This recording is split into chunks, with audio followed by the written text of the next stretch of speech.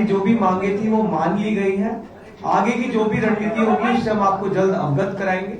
हमारा जो demand charter है वो हमने सरकार को सबमिट किया है, परसों कल सबमिट किया था, और सरकार से अगले 4 हफ्तों में फिर से हमारी डेलीगेशन की मुलाकात होगी उस डिमांड चार्टर को लेके।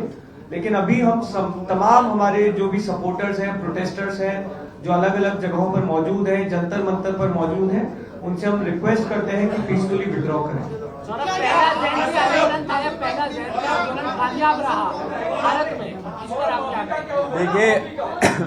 देखिए हम लोग पहले से ही कॉन्फिडेंट थे कि ये जो आंदोलन है ये युवाओं का आंदोलन है, जो इस देश का फ्यूचर है उनका आंदोलन है, एंड कोई भी ताकत हो वो देश के फ्यूचर के सामने अड़ी नहीं रह सकती। हमारे जो डिमांड्स थे कोई रेवोल्यूशनरी, कोई रेडिकल डिमांड्स नहीं थे।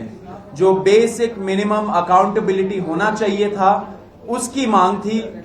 जो फैमिलीज के बच्चे नीट के लीक के वजह से सुसाइड करके मर गए, उनके डिग्निटी के लिए ये आंदोलन था।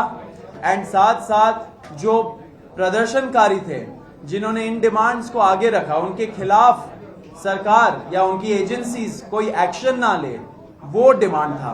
ये तीनों डिमांड बहुत रीजनेबल डिमांड्स थे एंड बहुत ज्यादा टाइम लग गया इस चीज को एक्सेप्ट करने में, लेकिन हम खुश हैं कि ये सारे डिमांड्स एक्सेप्ट हो गए।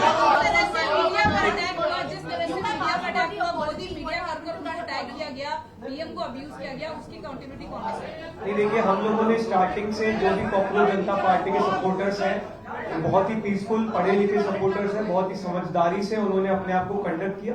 ये बात आपकी सही है कि कुछ एंटी सोशल एलिमेंट्स स्पेशली पिछले लास्ट के कुछ 3-4 दिनों में घुसे हैं, जिन्होंने वहां पर माहौल खराब करने की कोशिश की। लेकिन तमाम दिक्कतों के बावजूद ना सिर्फ एंटी सोशल एलिमेंट्स बल्कि तमाम जो दिक्कतें हमने पिछले 37 दिनों में फेस की है, उन सब के बावजूद हम लोग वहां पर डटे रहे, हमारे युवा वहां पर डटे रहे, और आज फाइनली 37 दिन बाद हमारी मांगे मान ली गई। इसी में एक चीज मैं ऐड करना चाहूंगा।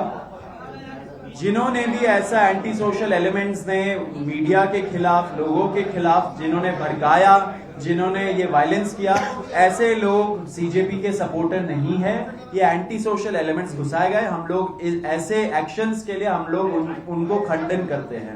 लेकिन आपके माध्यम से ये मैं जरूर कहना चाहता हूं, रिपोर्टर्स नहीं लेकिन जो मीडिया के ओनर्स हैं एंड जो एंकर्स हैं और जो एडिटर इन चीफ्स हैं, उनको मिलके एक डिस्कशन करना चाहिए कि युवाओं के अंदर उनके खिलाफ इतना आक्रोश क्यों है। क्योंकि आप ये जरूर समझ लीजिए, जिस तरीके का प्रोपेगेंडा चलाते हैं कुछ चैनल्स, उससे लोग खुश नहीं है।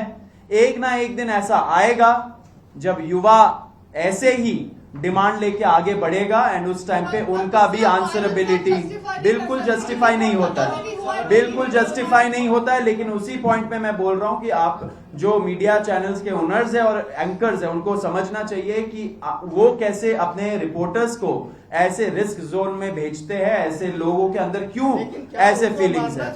बिल्कुल नहीं मानना चाहिए